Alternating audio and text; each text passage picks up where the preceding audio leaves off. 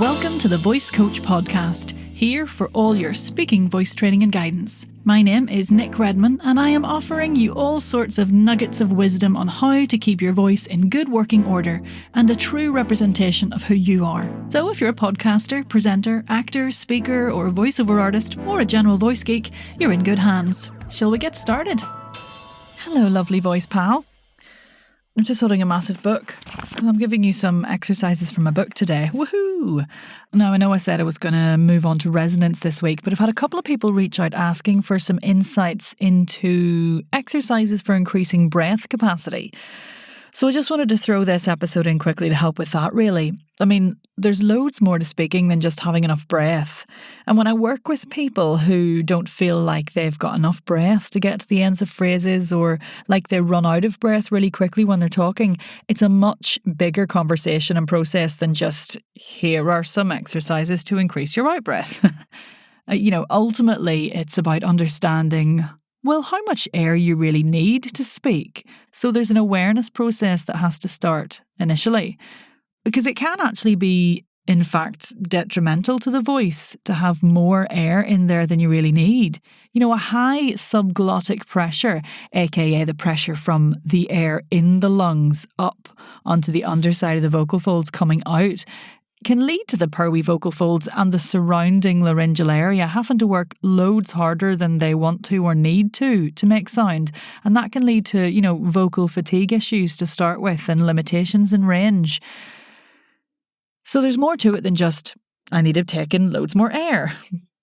And there's loads more to it than, I need to have lots more air to get out there, is my point.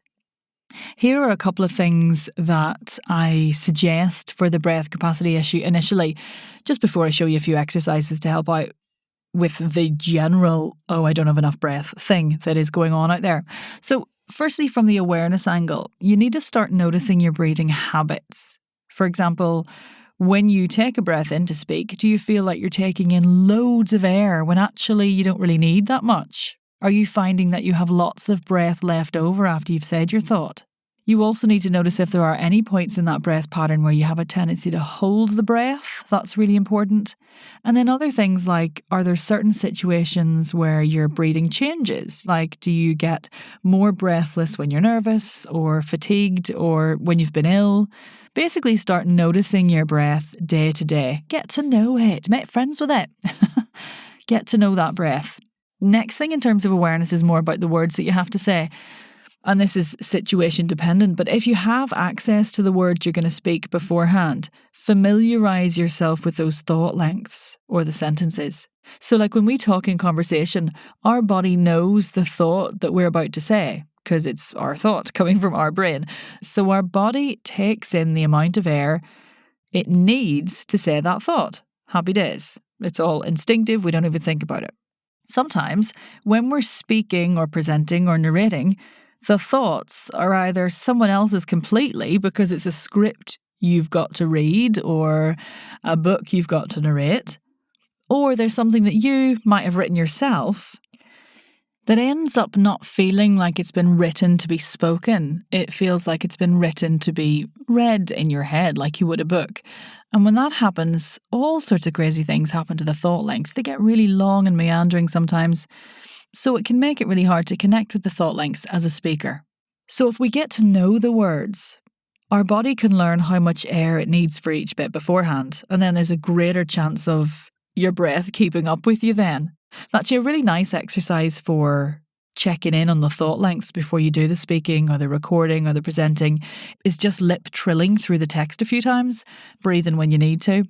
So if I was going to say the phrase, "Hello, my name's Nick and I'm here today to talk to you about voice," I would go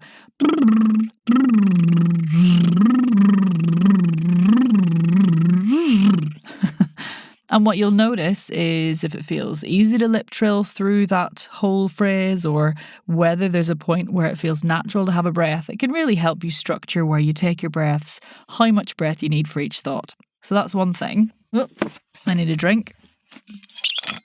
Then from a technique angle, of course, think about, well, look, basically the 5 episodes I've already done on breath. Think about the out breath before the in-breath. So breathe out or use the air that you have in there by talking already before you breathe in. Don't stack air on top of air on top of air because it gets very intense in the clavicle area and a bit high.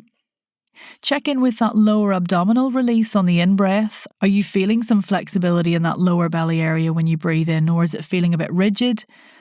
And then check in with your support response. So that's episodes 16, 17 and 20, I think. But ultimately, we need to know if the support bits are doing what they're designed to do well enough in supporting the airflow on the way out when you're talking. Checking in on the transversus abdominis. Hello, big words. Right, all that having been discussed, there are, of course, benefits in exploring breath capacity, and a few people have asked for it. So here are a couple of simple exercises for anyone out there who feels like they run out of breath a lot, or like they don't have enough breath to say the words they need, basically. So step one is sort of noticing where you currently are with your breath capacity. So you're going to basically time yourself letting out a gentle unvoiced sound, then a gentle voiced sound, and then you're going to do some counting. But here we go. So the first one is just time yourself either in your head or with your phone, letting out a gentle s, as in sausage. Now, I would say do 3 or 4 and notice what the longest one is, because the first one will just be all the breath that you already have in there. And then when you've done that first one, you can release the belly, let another breath in and start again. So we had just a very gentle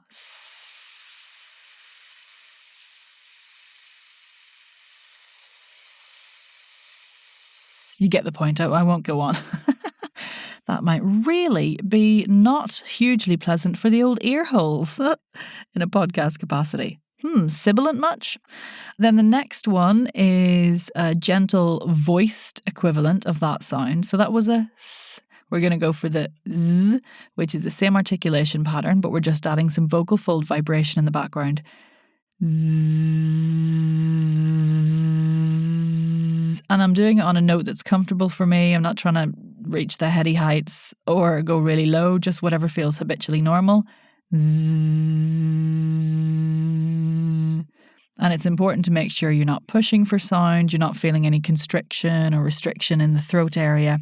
So that's the second stage. And just so you have an understanding of sort of averages or what might be expected on this voiced sound, in the book where these came from, Voice Work, Art and Science in Changing Voices by Christina Schuhl, big up Christina Schuhl, there's a little point where she quotes another fella called Boone, brackets 1991, close brackets. It says, if adults cannot typically hold a s sound for 15 to 20 seconds, they may need direct breath control work. He also says men should be able to count out loud for 12 seconds on one breath and women for 10 seconds. So that's a nice little gauge for where you may be in terms of the averages. And this next bit of the exercise is moving in to help us get an idea of where we are with our breathing right now. It is a very simple counting pattern that we're going to use with a breath in between each little set. And it goes like this. It's dead simple. It goes 1, 1, 2, 1, 2, 3, 1, 2, 3, 4, 1, 2, 3, 4, 5, 1, 2, 3, 4, 5, 6. You get the point. And basically adding one number on every set as we go. So that way you've got an actual number that you feel that you can get to. And make sure when you're counting, it doesn't become this kind of 1, 1, 2, 1, 2, 3 intoned kind of vibe. Just say it conversationally. We're working on spoken voice here, you know. So with just 1, 1, 2, 1, 2, 3. Nice, steady pace. It's just counting. You can do this in any position you want. So, you know, you could do it lying down as part of your warm-up or lying down just before you go to bed. It could be one of your do it standing while you're boiling the kettle exercises. Every time you boil the kettle, do a little bit of breath capacity work. That's a nice way of getting it in your routine. Or even just seated at your desk a few times a day. To be honest, it's quite nice for calming the nerves. So if you've got something coming up that's a meeting or a recording or an interview or whatever that you're a bit nervous about, doing this beforehand is a really nice way of settling things down. You can also do it sort of moving around, like walking or running up the stairs or what have you, to bring a bit more aerobic activity into things, which will have another effect. So that's a good experiment too. So it's important also to say, though, at this point, don't let yourself get to the stage when you're doing this where you're like pushing for air and straining and getting tense. So we don't want to be like 96, 97, 98, 99, 1, because that's no good for anyone and you're never going to talk like that anyway. It's not a competition. It's an awareness and improvement exercise. So, give yourself a wee break. Breathe when you need to. And of course, breath capacity, here comes a disclaimer. Breath capacity work's only really going to be useful if you've already worked through the breath system as a whole and the underlying fundamentals of breath work, which of course includes an understanding of alignment and the physical connection of the whole body to the breath. So do go back and revisit those other episodes. I think, what did I say, 16, 17 and 20 are where things really get going. Right, there we go. So see you in the Voice and Accent Hub if you need me. As usual, link in the show notes, and also link in the show notes to the book that I got the exercises from and a few supporting episodes from the podcast to date. And happy counting.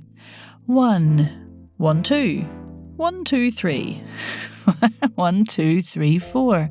Exits the booth. Thanks for listening to the Voice Coach podcast. For even more support with your speaking voice, head on over to our free community, the Voice and Accent Hub on Facebook. See you in there. 1, 2, 3, 4, 5.